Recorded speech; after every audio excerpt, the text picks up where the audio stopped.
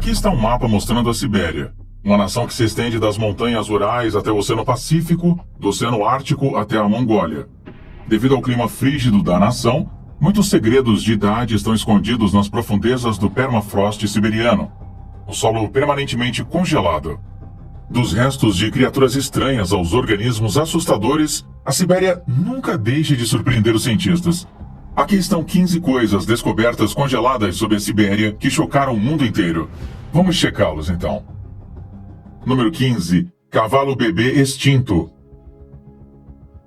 Estes são os restos de um cavalo bebê que viveu entre 30 mil e 40 mil anos atrás. A parte chocante desta descoberta é a qualidade dos restos mortais do potro. Sua pele, pelos, cascos e cauda permanecem intactos. Uma equipe de cientistas russos e japoneses na enorme cratera de Batagaica, na região siberiana de Yakutia, encontrou este pequeno cavalo, e esta região é famosa por esconder fósseis de lã de mamute. A cratera de Batagaica é uma vasta depressão de 100 metros de profundidade. Ela se formou devido ao aumento da temperatura, aquecendo e derretendo o permafrost siberiano, um solo permanentemente congelado e causando o colapso do gelo e do solo em um poço expansivo. Quando começou a crescer, começou a revelar muitos animais congelados há muito tempo. Os cientistas haviam estimado que as camadas expostas do solo da cratera poderiam revelar 200 mil anos de história climática.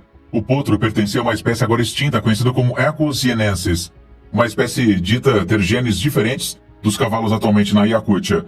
Os cientistas acreditam que o potro poderia ter cerca de 2 meses de idade quando ele morreu. De acordo com Semyon Grigoriev, chefe do Museu Mammoth em Yakutia, o cavalo poderia ter se afogado depois de ter entrado em algum tipo de armadilha natural. No entanto, os cientistas estão interessados em aprender mais sobre o potro. Eles tiraram amostras do seu pelo, do líquido biológico e do solo que o cobria. Isso lhe permitirá determinar o ambiente e a dieta do potro. Número 14. A Princesa Polar Múmia. Esta foi a cabeça de uma princesa polar que foi descoberta mumificada em solo permafrost no século XII. A princesa polar, com 35 anos, foi a única mulher enterrada entre quase 3 dúzias de homens. Os restos da múmia são espantosos. Primeiro, seus longos cílios e dentes estão impressionantemente intactos. Além disso, sua cabeça com cabelos compridos está bem preservada. Ela tinha cerca de 155 centímetros de altura. A múmia tem uma tonalidade verde no rosto, que se acredita serem pedaços de uma chaleira de cobre que a protegerá em sua jornada para a vida após a morte.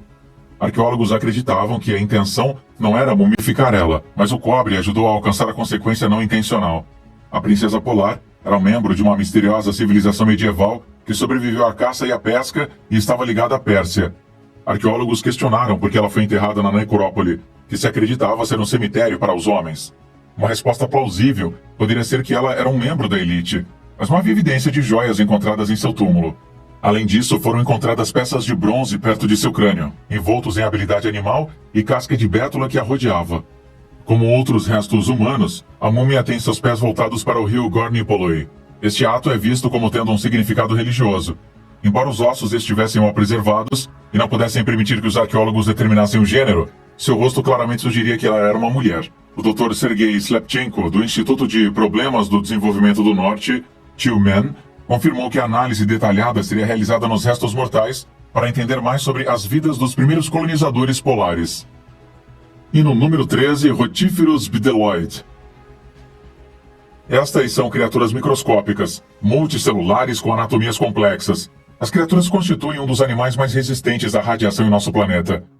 Eles podem suportar acidez extrema, fome, pouco oxigênio e longos anos de desidratação. A característica mais assustadora dessas criaturas é a capacidade de voltar à vida depois de dezenas de milhares de anos no congelamento profundo. Estas pequenas criaturas foram descobertas depois que uma equipe de cientistas perfurou cerca de 11 pés abaixo da superfície do permafrost no nordeste da Sibéria. Eles foram encontrados vivendo em uma temperatura que gira em torno de 14 graus Fahrenheit. A datação por radiocarbono revelou que as pequenas criaturas haviam sobrevivido 24 mil anos e foram descobertas e podiam se reproduzir uma vez descongeladas e aquecidas. As amostras coletadas no local da descoberta incluem nematódeos, sobreviventes ou minhocas redondas. Os rotíferos bdelloides já estão ao nosso redor há algum tempo.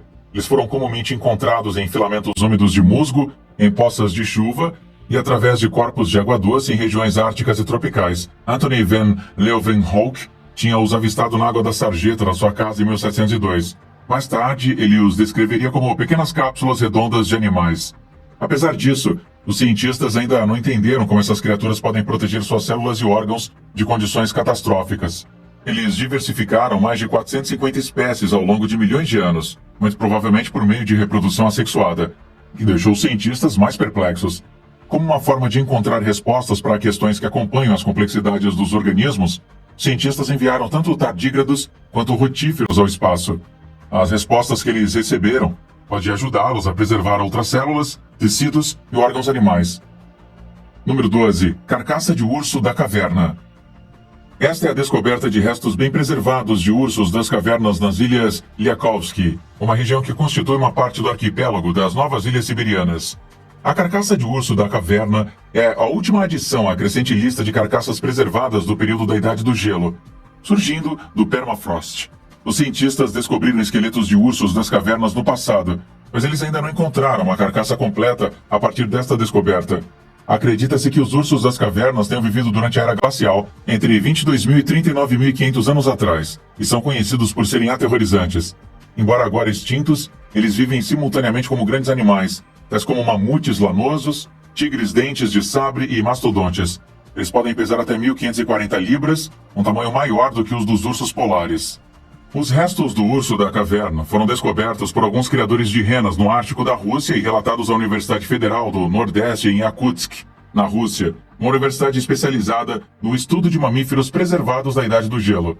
Apesar de serem encontrados no permafrost em descongelamento, os tecidos moles, órgãos e peles do animal estavam intactos. Maxim Cheprasov, um pesquisador sênior do Museu Mammoth na República do Norte de Chaka, na Rússia, revelou a análise radiocarbônica que é necessária nos restos mortais para permitir que eles reduzam a idade do urso da caverna.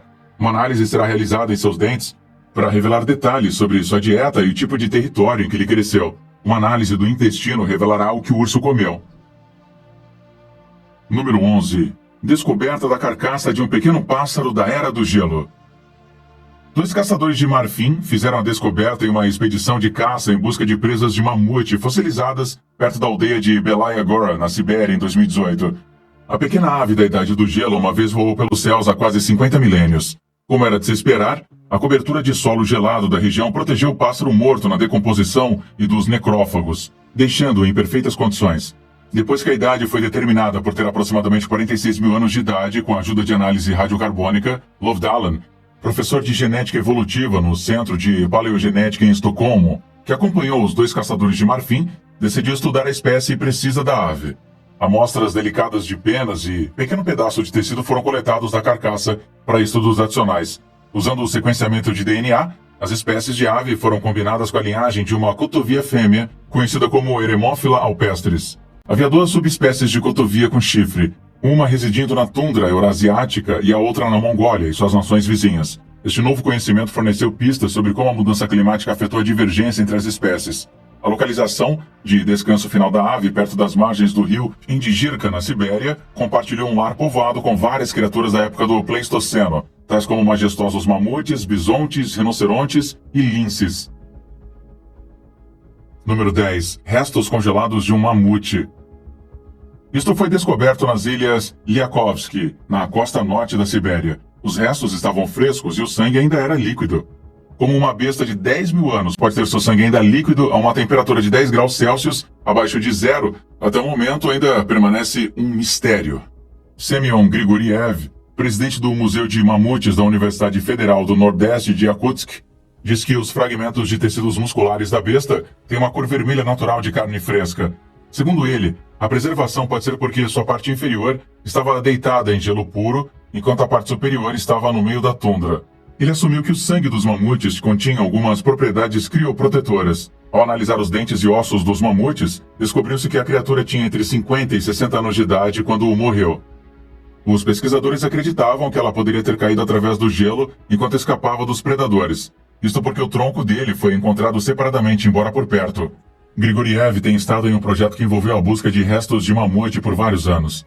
A recente descoberta pode renovar a discussão sobre a possibilidade de clonagem de mamutes. Em 2011, a Northeast University assinou um acordo com a Suan Biotech Research Foundation da Coreia do Sul para clonar um mamute usando medula óssea recuperada. Como você deve saber, muitos observadores têm sido céticos sobre a possibilidade